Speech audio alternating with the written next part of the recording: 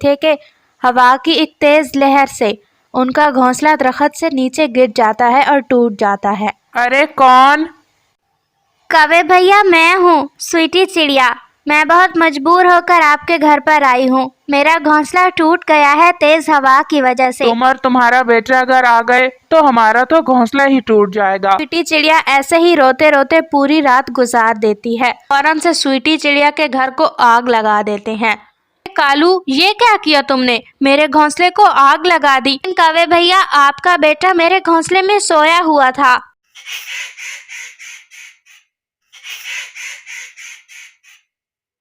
दूर किसी जंगल में बहुत तेज हवा चल रही थी।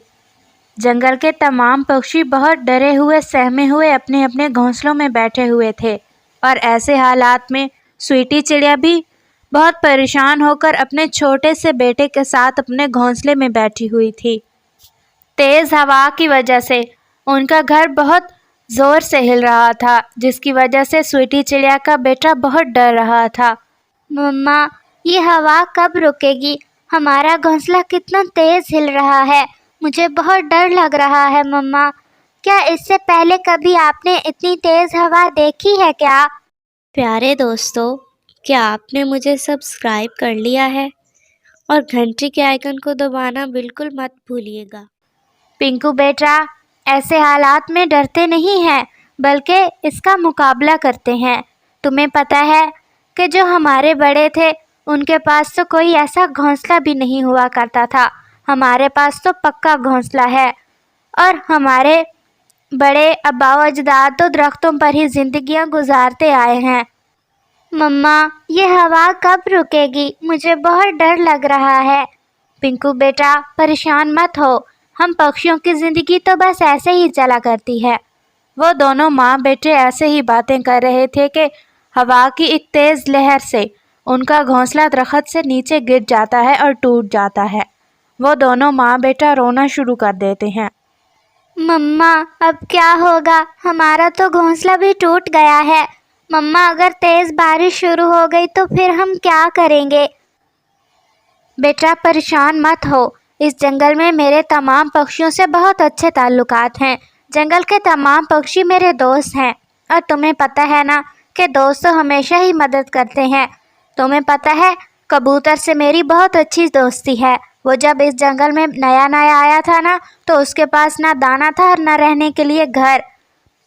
तो मैंने उसे रात को अपने घर में ठिकाना दिया था।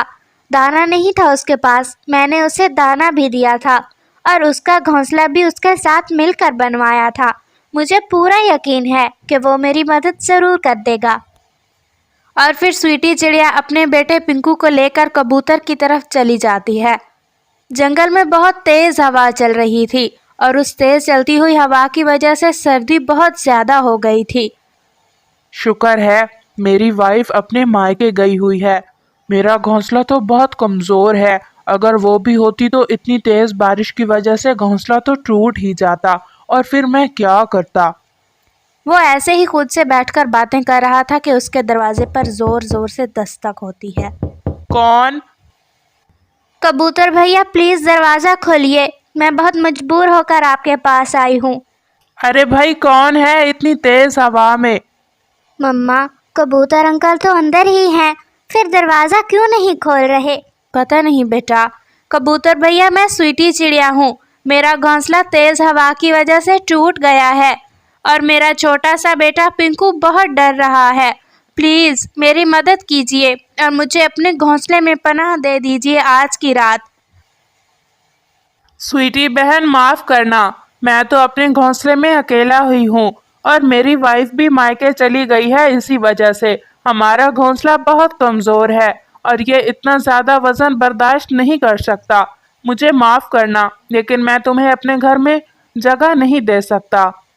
स्वीटी चिड़िया बहुत परेशान हो जाती है और अंदर अंदर से शर्मिंदा भी हो जाती है अपने बेटे के सामने, क्योंकि उसने कहा था कि कबूतर के ऊपर उसके बहुत एहसानात हैं, लेकिन कबूतर ने तो इस बुरे वक्त में स्वीटी चिड़िया का ज़रा भी साथ नहीं दिया था। मम्मा, अब हम क्या करेंगे? आपने तो कहा था कि पक्षी हमारी मदद करेंगे, लेकिन बेटा परेशान मत हो। हम कौवे भैया के पास चलते हैं। मुझे पूरा यकीन है कि कौवे भैया मेरी मदद ज़रूर कर देंगे, क्योंकि मैं तो हमेशा ही उनकी मदद किया करती हूँ। हाँ मम्मा, कौवे अंकल तो हमेशा ही हमसे मदद लेते हैं। जब भी उन्हें ज़रूरत होती है तो दाना भी ले जाते हैं हमसे। और फिर स्वीटी चिड़िया पिंकू को लेकर कालू कौवे के घर पर चली जाती है। अरे कौन? कौवे भैया, मैं हूँ स्वीटी चिड़िया। मैं बहुत मजबूर होकर आपके घर पर आई हूँ। मेरा घोंसला टूट गया है तेज़ हवा की वजह से। प्लीज़ मुझे अपने घर में पनाह दे दीजिए। मैं कल ही अपना नया घोंसला बना लूँगी। अरे क्या हो गया है स्वीटी आपी? हमारा इतना छोटा सा घर है। मैं हूँ, शर्मीलो है और हमारा बेटा। हम इतने लोग इस घोंसले में कैसे रख सकते हैं? तुम और तुम्हारा बेटा अगर आ गए तो हमारा तो घोंसला ही टूट जाएगा। और हमारा घोंसला बहुत कच्चा और कमज़ोर है, ये इतना वज़न बर्दाश्त नहीं कर सकता। कौवे भैया प्लीज़, मेरे बेटे और मेरा इतना भी वज़न नहीं है, मेरी मदद कीजिए। अरे शर्मीलो, मुझे दरवाज़ा तो खोलने दो। और फिर कालू कौवा दरवाज़ा खोल देता है। स्वीटी चिड़िया, देखो तो सही, घोंसला कितना छोटा सा है, हम कैसे रखें तुम्हें? अगर तुम ज़्यादा जिद करती हो तो हम ऐसा करते हैं कि तुम्हारे बेटे को रख लेते हैं हम अपने घोंसले में। हाँ ठीक है कौवे भैया, ऐसा ही कर लीजिए। आप मेरे बेटे को रख लीजिए अंदर और मैं यहीं बाहर दरख्त पर रात गुजार लूँगी। मम्मा नहीं, मैं आपको बाहर छोड़कर अंदर नहीं जाऊँगा। आप इतनी ठंड पर कैसे रहेंगी? मैं आपके साथ रहूँगा बाहर। बेटा, तुम मेरे अच्छे बेटे हो ना, मेरी बात नहीं मानोगे क्या? और फिर पिंकू अंदर चला जाता है। शर्मीलो कभी बहुत घमंडी थी, वो तो हमेशा ही अपने घमंड को ऊपर रखती। जैसे ही पिंकू उसके घोंसले में बैठता है तो वो उससे कहती है, नाना नहीं, यहाँ पर मत बैठो, मेरे बेटे की नींद खराब हो जाएगी। वहाँ पर चलो एक साइड पर बैठ जाओ। और पिंकू बहुत परेशान होकर एक कोने में लगकर बैठ जाता है। पूरी रात ऐसे ही गुजर जाती है। बाहर बहुत तेज ठंडी हवा चल रही थी। स्वीटी चिड़िया बहुत परेशान होकर बैठी हुई थी और रो ही जा रही थी। कितने संग दिल हैं ये पक्षी। जब भी इनको हमारी मदद की ज़रूरत होती है तो मैं और मेरा बेटा हमेशा ही इनकी मदद करते हैं। जब से इस जंगल में पक्षियों के साथ रहना शुरू किया है मैंने, तो हमेशा ही मैंने मदद की सबकी। लेकिन जब आज मेरे ऊपर बुरा वक्त आया तो किसी पक्षी ने मेरी मदद नहीं की। न जाने इन पक्षियों के सीने में दिल है या पत्थर। और फिर स्वीटी चिड़िया ऐसे ही रोते रोते पूरी रात गुजार देती है और फिर ऐसे ही सुबह हो जाती है। चलो बेटा पिंकू, आज हमने अपने घोंसले की तैयारी करनी है और अपना घोंसला भी बनाना है। स्वीटी चिड़िया, कितने दिन लग जाएंगे तुम्हारा घोंसला बनने में? शर्मीलो बहन, बस 2-3 दिन। अच्छा, तुम ऐसा करना कि जब तक तुम्हारा घोंसला नहीं बनता तुम मेरे घोंसले में ही रह लेना, लेकिन मेरी एक शर्त है। शर्मीलो बहन, ये तो आपका बहुत एहसान है। मेरा बेटा बहुत छोटा है और ठंड पर हम नहीं रह सकते। तो वैसे शर्त क्या है? स्वीटी चिड़िया, जब तुम दाना लेने जाओगी ना तो हमारे लिए भी दाना ले आया करना और बदले में तुम हमारे घर पे 2-3 दिन रह लेना। ठीक है शर्मीलो बहन। और फिर स्वीटी चिड़िया दूसरे जंगल में अपने घोंसले का सामान इकट्ठा करने चली जाती है। सुबह से शाम तक दाना ढूंढती है और साथ में अपने घोंसले का सामान भी। अरे चिड़िया, इतना सारा दाना? हाँ हाँ शर्मीलो बहन, हमने तो खा लिया, ये सारा दाना आप खा लीजिए। शर्मीलो बहुत खुश हो जाती है और फिर कालू कौवा और उसका बच्चा शर्मीलो मिलकर वो सारा दाना खा जाते हैं। और स्वीटी चिड़िया अपने बेटे के साथ घोंसले में सो जाती है। शर्मीलो, कितना अच्छा हो जाए ना कि ये चिड़िया अपना घोंसला कभी ना बनाए। मासूम सी चिड़िया है, एक घोंसले में ही सो जाते हैं दोनों माँ बेटा। और अगर हमेशा हमारे साथ रहें, हमें तो दाना भी नहीं ढूंढना पड़ेगा।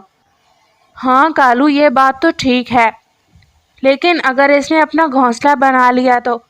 अरे बनाती रहे शर्मीलो अपना घोंसला। जब अपना घोंसला बना लेगी तो हम इसके घोंसले को आग लगा देंगे। हाँ ठीक है, ये सही कहा कालू तुमने। और फिर वक्त ऐसे ही गुजरता रहा। 2-3 दिनों के बाद स्वीटी चिड़िया ने अपना बहुत मजबूत और खूबसूरत घोंसला बना लिया। चलो बेटा पिंकू, अब बहुत थक गई हूँ मैं। ऐसा करते हैं कि नदी पर ठंडा ठंडा पानी पीते हैं। जी मम्मा। और फिर वो दोनों नदी पर पानी पीने जाने ही लगते हैं कि वहाँ पर कालू कौवे और शर्मीलो कवि का बेटा आ जाता है। आंटी, ये आपका घर है इतना खूबसूरत? हाँ बेटा, मैंने ये नया ही बनाया है। आंटी, क्या मैं आपके घोंसले में आराम कर सकता हूँ? मैं बहुत थक गया हूँ। क्यों नहीं बेटा, तुम अंदर सो जाओ। हम दोनों जा रहे हैं, पिंकू और मैं, नदी से पानी पीने। और फिर स्वीटी चिड़िया अपने बेटे के साथ नदी पर पानी पीने चली जाती है और कालू कवि और शर्मीलो कवि का बेटा स्वीटी चिड़िया के नए घोंसले में सो जाता है। इतनी ही देर में वहां पर कालू कौवा और शर्मीलो कवि भी आ जाते हैं और फौरन से स्वीटी चिड़िया के घर को आग लगा देते हैं। वो दोनों जैसे ही आग लगाते हैं तो ऊपर से स्वीटी चिड़िया और उसका बेटा पिंकू भी आ जाते हैं। अरे कालू, ये क्या किया तुमने? मेरे घोंसले को आग लगा दी। हाँ स्वीटी चिड़िया, क्योंकि हम नहीं चाहते कि तुम यहाँ पर अकेली रहो। तुम हमेशा हमारे साथ रहना, हमारी नौकरानी बनकर। और तुम्हें अलग घोंसले में रहने की कोई जरूरत नहीं। बदले में तुम हमारे लिए दाना ले आया करना। लेकिन कौवे भैया, आपका बेटा मेरे घोंसले में सोया हुआ था।